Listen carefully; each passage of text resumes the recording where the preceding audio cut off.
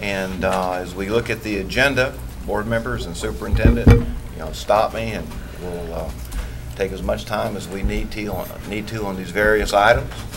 And so, of course, Section 2 is review of the proposed district capital outlay budgets for fiscal year 2018-2019. And so 2.1 will be the proposed district capital outlay budgets for the fiscal year 2018-2019. And Ms. Scallon, I see that you're already there at the table with your materials.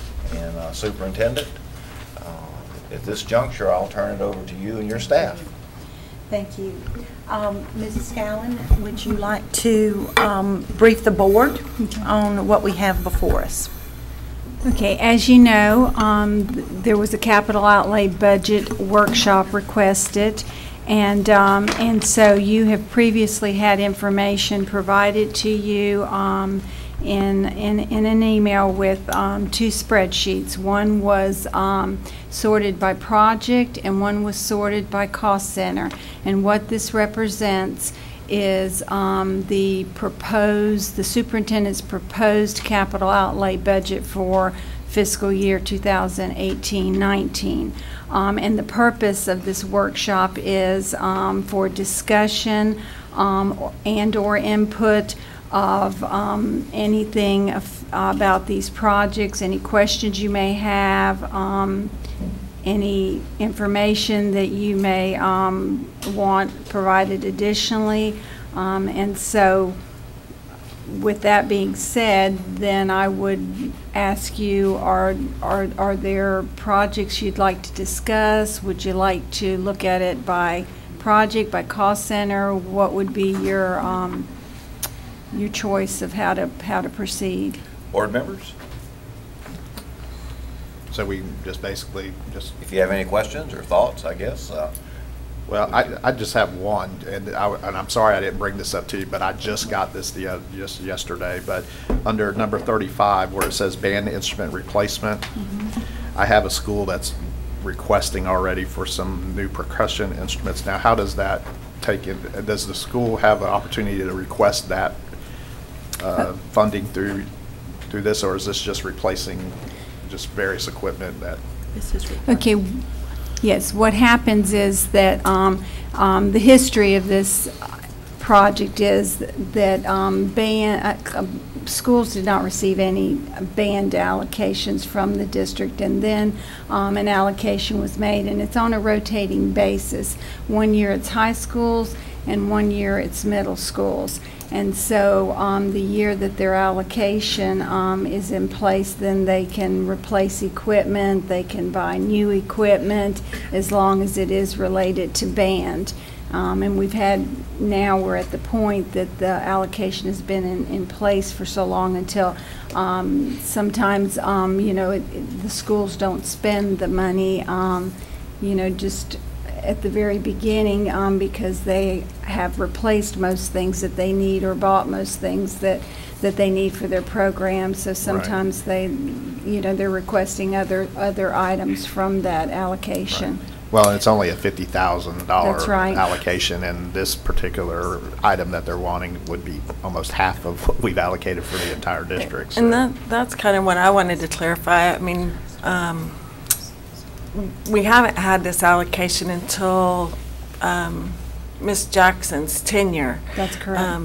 So prior, 6 years ago, we weren't making any allocation. And so when you say it's alternating years, and we don't have a band program at Laurel Hill, but so for high schools, we have a band program at Baker and our 4 traditional high schools. So approximately, and I should have brought my department book with me, and I didn't, but is it roughly under $10,000?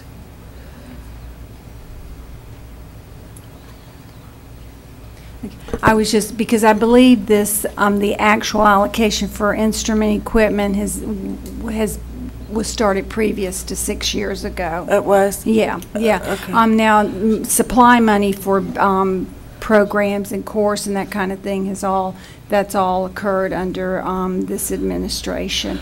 But it's been in place for a number of years. So this is in addition to operating budget? That's correct. Okay, that's This what I is wanted, just for just the- for capital. Yes, ma'am, it's for the Okay. sole purpose of capital. So, because I knew that the amount we were doing under the operating budget, and that's the book that I didn't bring, I can't remember what the value is I guess I could probably look online here, but it's somewhere between, $5,000 and $8,000 per school. And we're not doing that on an alternating basis. That's Every year. Every year. But to Mr. Bryant's point, one sousaphone at a school is like $8,000. And many of our schools have instruments that are, close to 40 years old. And then the actual rooms themselves, the band rooms themselves, primarily our bands have been replacing equipment based on internal fund revenue. Granted, I'm for this. keeping this $50,000 allocation. I just wanted to clarify that this is alternating years from the capital budget. But then in addition to that, we have been doing albeit a small one. It's still a new allocation that started under Ms. Jackson under our operating budget. Yes, ma'am, that is correct. Okay. Mhm. Okay, board members, anything else? Well, I have kind of a general discussion item. I certainly appreciate the due diligence from, Mr. Bolton and his staff and Mr. Kutsaratus and our finance department. And at the end of the day, we're kind of, limited with what we're receiving on our capital budget. And I know this year we are receiving slightly more. Some of that is specified restricted allocations, if you will, for security.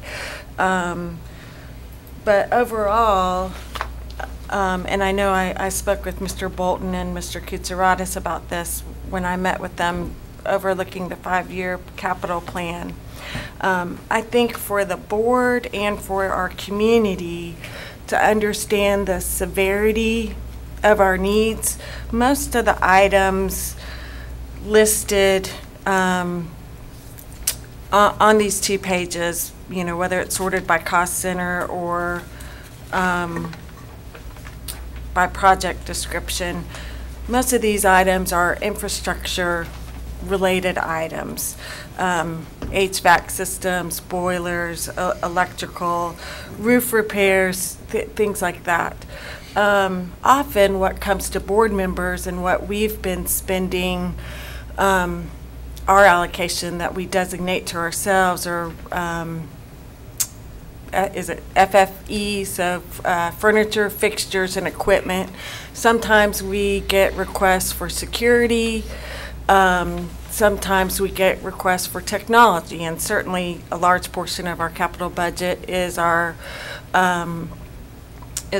technology program. But in addition to the standard technology needs for our district, oftentimes schools or individual instructors, would like to have additional technology resources. And so I feel like sometimes FFE items and such as lunchroom tables, desks, sometimes, carpet replacement, although we have district-wide projects for flooring and things like that,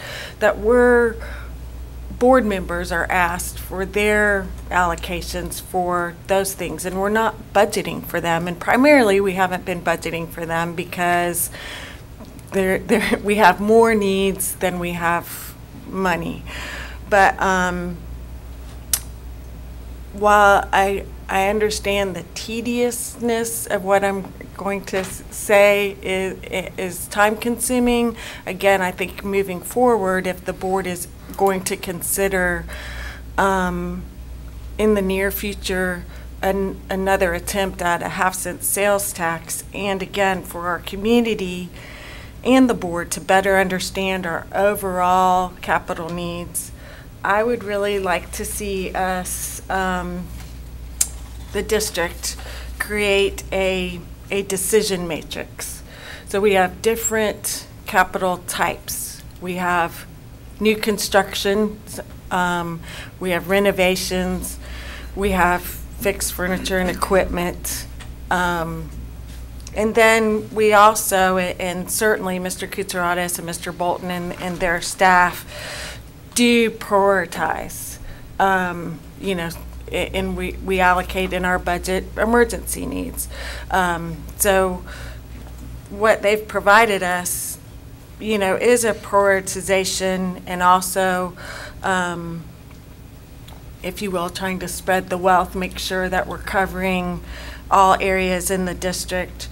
We're not able to assign a weighted criteria to each item. And so, for example, I believe we all received, I don't want to pick on Ms. McSparron, but it's just a classic example of some of the needs at our school. So she had asked, I believe, you know, board members for capital discretionary funds that we assign to board members for canopies for her portables at her school, because most of our portables have walking ramps to them, but they're not covered. So, you know, on a day like today, we have students walking in the rain. And I think we've discussed that there's Florida statute involved in providing covered walkways for portables. But then in addition to that large need at her school, she also had needs that she subsequently requested, you know, stage curtains, tables, furniture for classrooms. And nowhere do we have that in a way to, again, prioritize these large and smaller projects. And again, I understand why. It's because of the lack of funds that we've had over the last 10 years roughly. But I would like us to formulate a decision matrix so that we can assign criteria to each of those things. So something as small as a classroom desk, is it a criteria could be, is it security related? Is it health related? Is it curriculum related? And then you assign a weight value to each of those criteria, and you would do that by school and by facility. And then we have, you know, around 40 facilities. Then we would look overall, okay, these are the top projects at these schools. Then overall, does this top project at, you know, this school outbeat this top project at another school with points for security, safety, technology, you know, enrollment issues. And then because, you know, I don't foresee us having a huge change in our revenue situation, then we're really tackling things on a priority basis. Certainly some emergencies arise. A boiler goes down, a chiller goes down, and we have allocations for that. And again, we do this now. We adjust our capital work plan as the year progresses, because something might come up and we need to allocate all of our district-wide, you know, paving to a certain area, or all of our district-wide you know, grading or drainage, you know, to a particular area if there was a flood or something like that. But that's something that I would like to see if we can compile moving forward, because on the list that I reviewed with Mr. Kutsaratus and Mr. Bolton, again, I'm not questioning the need of any of these things. They're all needs, and they're legitimate needs. So, for example, softball light replacements. we have some electrical code issues with those. And that's, again, a weighted criteria. It's a code issue. It's a safety hazard. You know, one of them could catch on fire. But then we also have portables that don't have covered walkways, and we've got statutes that detail what our requirements are for having covered walkways. So I guess that's kind of my my overall general discussion that I wanted to talk about today. And so, Ms. Thrush, let me just make sure that I am clear on what you're asking. But before I do that, just kind of give everybody a picture. For the year, for the entire year, we basically will generate $28 million in capital outlay funding. Of that $28 million, and I'm going to talk in round numbers, $8 million is committed to debt. You don't like it when I do that. It's easier than if I get down to the pennies, but Right. So about $8 million is debt service, and then about $6 million is seat management, which is our computers, pupil to student teacher ratio computers. So that's $6 million, and then our maintenance transfer is basically about $5 million. And so then there's a couple little other incidentals, which means we have about $20 million of our $28 million previously committed Right. items. So then what you're left with is about $8 million for 40 facilities that, as y'all all know, and as you've mentioned before, just the age of them to try to maintain them. $8 million, basically, unfortunately, what we're operating in is the Band-Aid approach. Just whatever happens that's the most critical, we've got to address it. So we can't do, just because of our funding, we can't do any preventive type maintenance. So that's the funding piece. But I think what you're talking about, and I just want to make sure, is that when you say a decision tree, then first what you would probably, what I'm thinking you would do is the district, we would come up with categories Right. as to safety, renovations, canopies, whatever it may be, just standard generic categories, and what is the weight of those categories. Then you would take the needs of schools, and then you would apply that decision-weighted category to those detailed projects to know then, as you get money, what may be moved forward. Is that what you're saying? Right, because let's say, in your example, we have $8 million. I would have to go back, I know Steve told me, clearly we have a lot more roofing needs than we're going to be able to repair this year. But again, so we do have to make those decisions. Okay, we're going to repair the roofs at these 3 schools, and then we're going to do paving, boiler replacement, et cetera, at other schools. But right now, I don't feel like we have a way to kind of, like you said, assign a value to the needs at each school, and knowing that, hey, if we've got a boiler down and we can't heat a school, that's going to take precedence over some other needs at another school. And I'm not saying that that's not currently happening. I know we are prioritizing that way, but not on the detailed scale. And if we kind of had that overall spreadsheet, not only would it lend us to, confirm the prioritization that we're already doing for the small amount of resources we have going forward, it also helps us prepare for the need to request the community for a half-cent sales tax or other additional revenue source.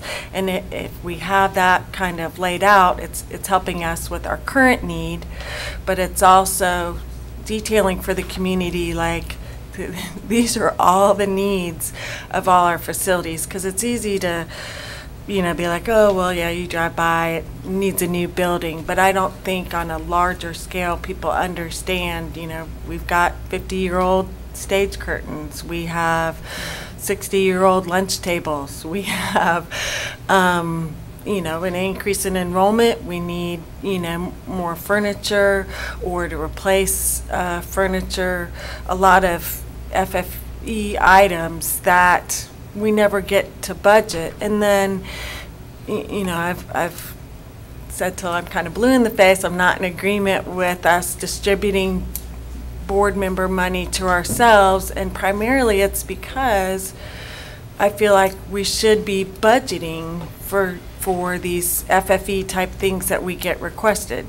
If we need to increase our band instrument allocation or make it annual, or if we need to say, okay, we're going to allocate $25,000 to lunch tables, and again prioritize based on the need at all the schools, because it makes it difficult. And again, I'm not saying that any board members' funds have been used in a wrongful manner. They've gone to actual things we need. It's just, I would prefer that we kind of created, again, once we had that picture, then we start addressing some of the big needs that we clearly have to address, and as well as some of these FFE items that we also need to address. I understand. Okay, anything else?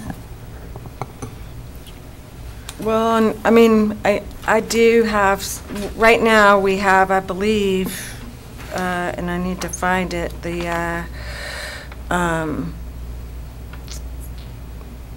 covered walkways. I'm trying to see what we have that listed in it. Portable canopies on the second page. We have $25,000, and I hate to spend money on something that's supposed to be temporary, but in all honesty, we have portables that have been in place much longer than anticipated.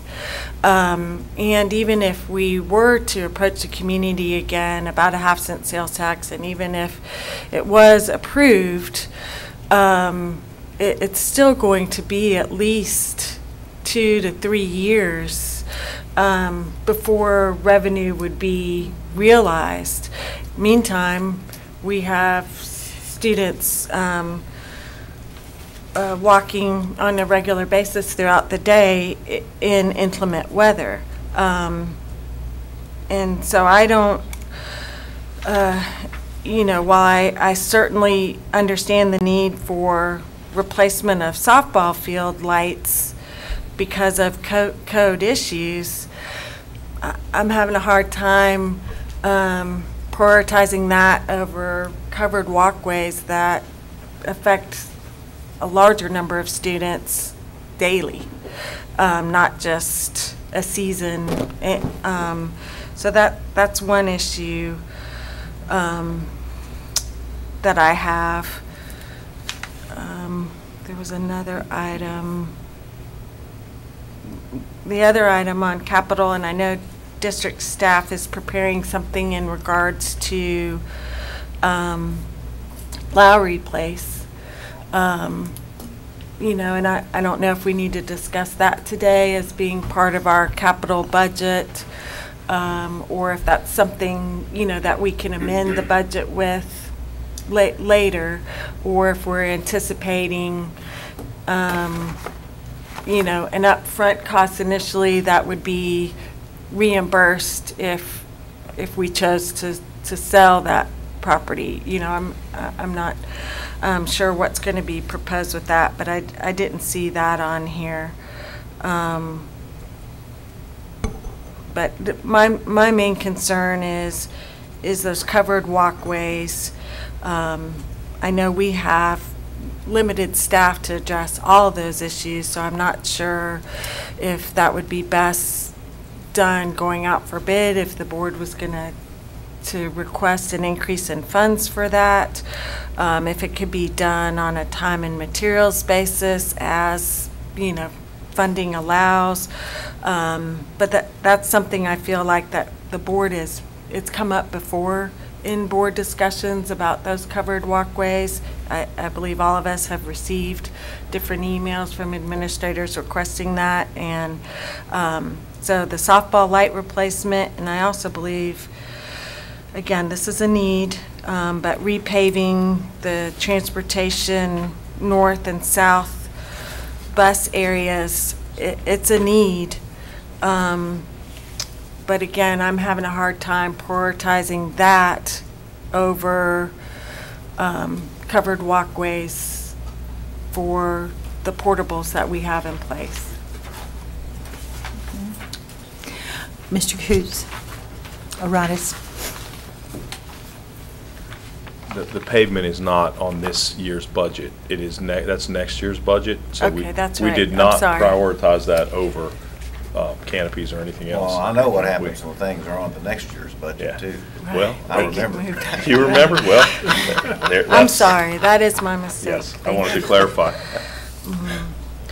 But I mean, currently we're proposing to allocate $450,000 for the softball field lights replacement. And again, it's a need. There's no question.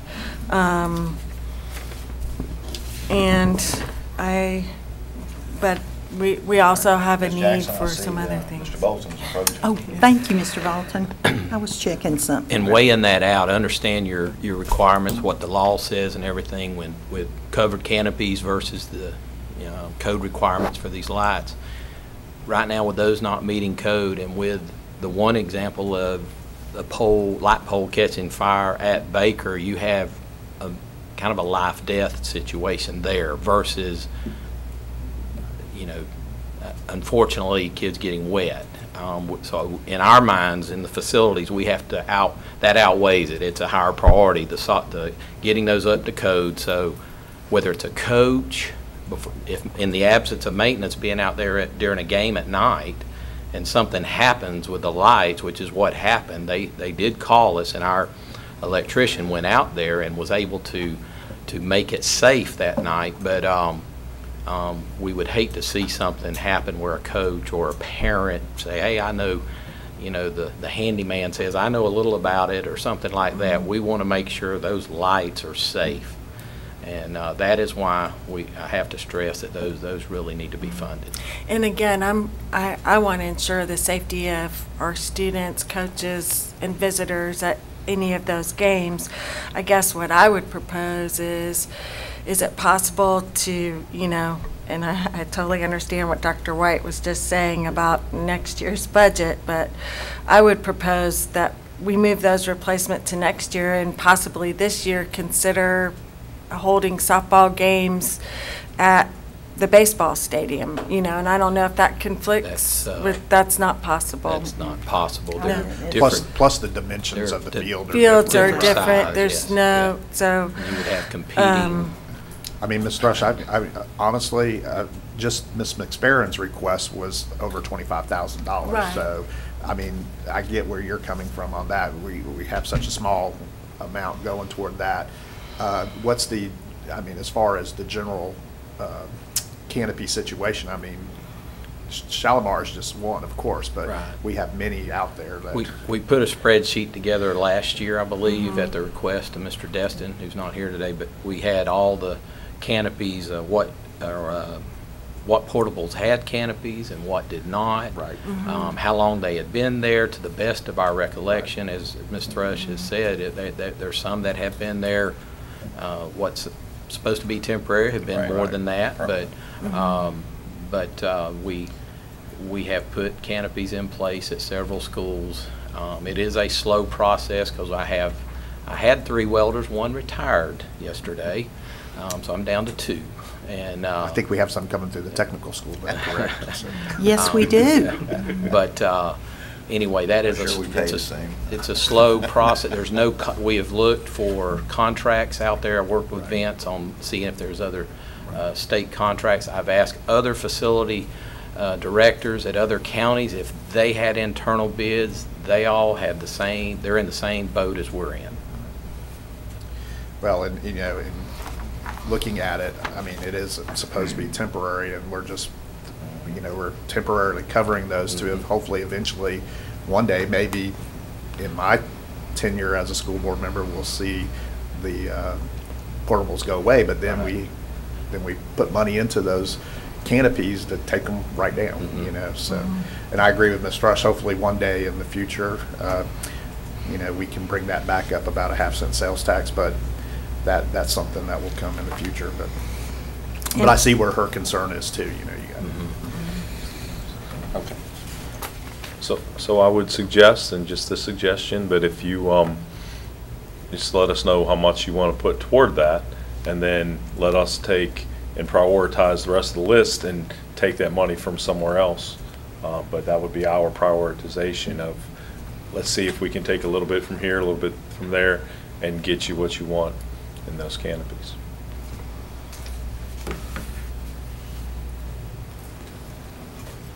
So whatever the pleasure of the board is, the guys have said, they will prioritize. I know how they anguish over this. I know. I've sat with them so many times. Well, the and- softball, let's take a look at the softball fields and the safety concerns, but also the long-term benefit is that we're going to save money with updating the lighting in there. Of course. And so I understand, I truly understand, but I also look at it in a long term that we're going to be saving money with putting these new LED type lighting Yes. up there. Right. Yes, you We're going to will. make it safer. It's going to be brighter, actually. So, I mean, I hate to kind of do that, and we can actually be saving money by putting these lights up. Well, no, I mean, these are all They're all valid needs. things, and that's Right. why I appreciate us scheduling a workshop, because again, I think our community needs to understand these awful choices that we're having to make. I mean, it's, And when you The talk money trees haven't sprouted up since. Right, and the sheer reality is we don't have enough money. Right. So we're having to make choices that are forced choices that we're not Right. happy with. Right.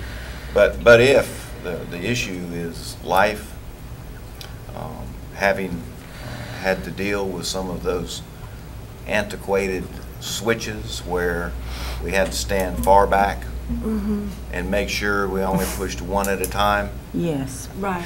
and that we were close to the door.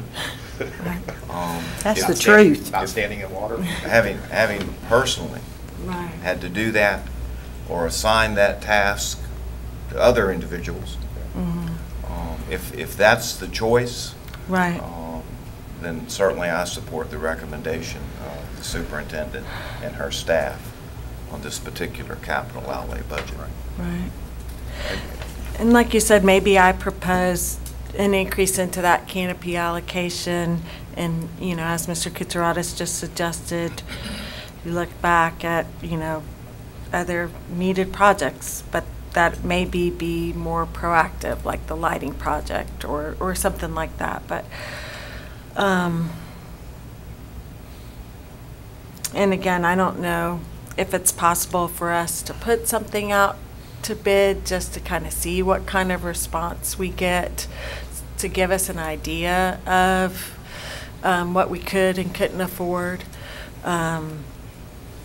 So, I would like to see that list that you prepared of the Yeah. canopies, if you would make sure that someone puts that on my desk. Well, and that would probably be updated a little bit. since it Yeah, I'm might- sure it will be, but Right. I'd like Yeah. to see it and Maybe not know, much. Well, we've and added some. know, if you would, and then I will look at that with Rita and staff, and Rita needs a copy as well. So if you'll make sure that the two of us get it, we will definitely look at it, Ms. Thrush, and we will have a conversation and see if there's anything, anywhere. and I certainly, I'm, again, in our upcoming budget, I think it's obvious I'm probably not going to vote to allocate school board discretionary money to ourselves again, but if, as in previous years, that occurs again, I'm certainly willing to give my allocation towards canopies for, again, based on need at the schools, and since each campus is different, we've discussed multiple times, we can't just, you kind of have to do one complete school, and while they all are a high priority. It's kind of what can we afford? We could probably afford canopies for 3 portables versus a 10 portable area and things like that. So I'm certainly willing to allocate discretionary funds that I have currently or potentially in the future towards this endeavor as well. That's very generous, and we will certainly take that into consideration, and that may be something that we may call on you to do. And if so, that I think we could build quite a few canopies for that amount, and then what we have in here, at least we could get the ones that are most needed. So I appreciate that, Ms. Thrush. Thank you. Can I ask Ms. Thrush a question here real quick? On the canopy situation, of course, Shalimar's, basically those were all their special need children are out Yes. there. And Yes. Was your thought more looking at putting canopies for those particular portables that house those students? Or are you just looking general? Well, in general, most of our portables, can certainly correct me if I'm wrong, are at our elementary schools. So a majority of our pre-K through 5th graders are housed in portables if portables are on a campus.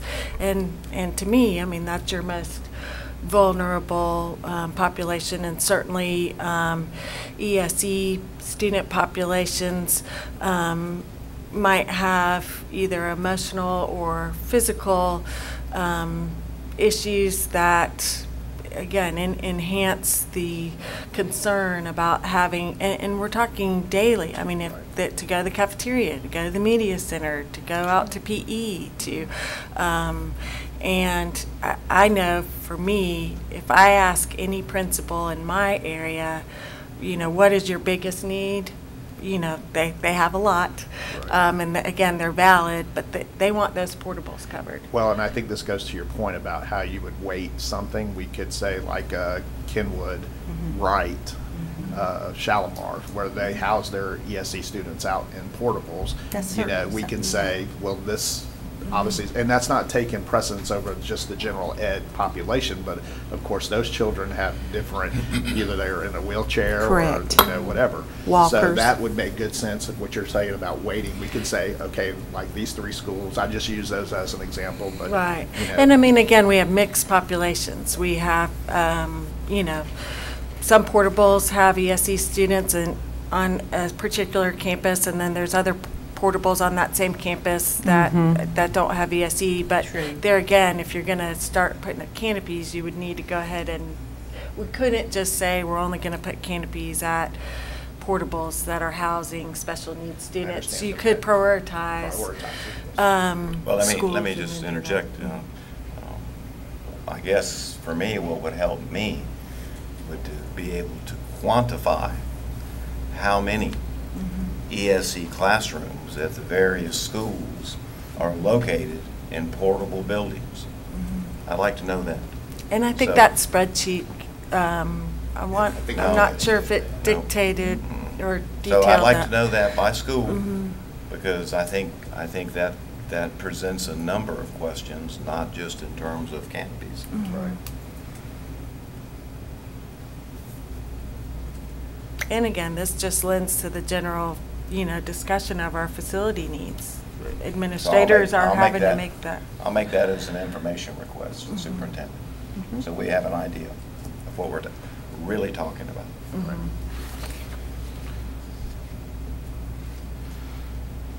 And so that's my main beef, if you will, and it wasn't an argumentative beef. I appreciate all the due diligence by everyone, and again, recognizing that we have more needs than we have funding for. Ms. Jackson, may I say something on Sure. that? This subject comes up a lot when Steve and I go to schools and we talk about portables and canopies, and I've made the recommendation to every principal that I've had this discussion with was, hey, I know we're in the middle of a school year now, but next year, what do you think about moving the ESE students inside the brick and mortar building Right. and moving the, another population that's less fragile outside? And so currently, that's a principal decision as to where each teacher is located. And I've made that recommendation over and over. And again, I think it depends on the facility, the location. When I've inquired, again, these are awful choices that administrators are having to make. I don't know of an administrator who wouldn't want all their students in an enclosed They do. building that's not a ramp-style building where They rain do. can shoot at you from With a the side. bathroom. Right. Right, with the bathroom. So I certainly They don't do. want to, this discussion is not to pin any kind of blame or anything. These are awful decisions and choices that we're, as Dr. White said, kind of being forced into. I think sometimes at particular locations, it's more desirable for certain different student populations. Some administrators choose to put their technology labs, their music rooms, things like that in portables where possible. Other times, because of a particular student population that, I don't want to say isolated, but the pod type atmosphere lends to a more useful environment for some student populations at the school. So, every school is different, as you kind of stated. Some do have technology labs, science labs, music labs, art in portables, and if there's physical space inside, certainly most administrators, try to house everyone inside as allowable. But I think Dr. White's request, and then, just getting an updated list, possibly, hopefully well before our budget meeting in September, then could enable us, or me, if I'm going to be the one to request an increase and give staff time to, maybe shift allocations if needed. And Dr. White, your request is so noted, and we'll Thank you, take care ma'am. of At that. least information would be good to know. Mhm. And it doesn't have to be formal, I mean, email understand. or whatever is fine for me. All right, so, anything else, board members, on this agenda item? 2.1. I just want to say thank you to everybody Oh, yeah. who did. Right. And to see Ms. Scallon come in with that wonderful smile on her face, I can see the finish line is getting closer. So, but thank you to everybody who Right. put this together for us. So. Right. And what I would like to say is that on the next board meeting, the August 27th board meeting, we will have a public hearing on the capital outlay proposed budget, which will be the proposed budget that you have before you now. And then, of course, on the 11th, excuse me, then we'll have the adoption of the final budget, which will incorporate the capital outlay. But of course, the 10th, I'm sorry, 10th, 11th. But any time that there's any voted change, then we can always modify and amend the budget throughout the year. Very good. And I appreciate that process explanation. Thank you. All right, so I'm ready to move on, board members. Mr. Attorney. Okay, so 3.0 is other business. 3.1, other matters that may properly become before the board. I don't have anything there unless somebody else does. And then the next item is adjournment. Dr. White. Yes, ma'am. Capital outlay public hearing is for public input on Okay, Correct. very good. It's not a voting. Okay. Do we need to say that? I'm not, since Jan doesn't have a microphone. Yeah, yes, on the 27th, that is a public hearing, which is just for input. It's not an action item. The action item will be on September the 10th at the final budget hearing. And it'll be advertised. Yes. It'll be December before we know it. Yeah. Halfway done. All right, so unless there's anything else, Mr. Attorney? All right. This meeting is adjourned. Thank you. He may know that.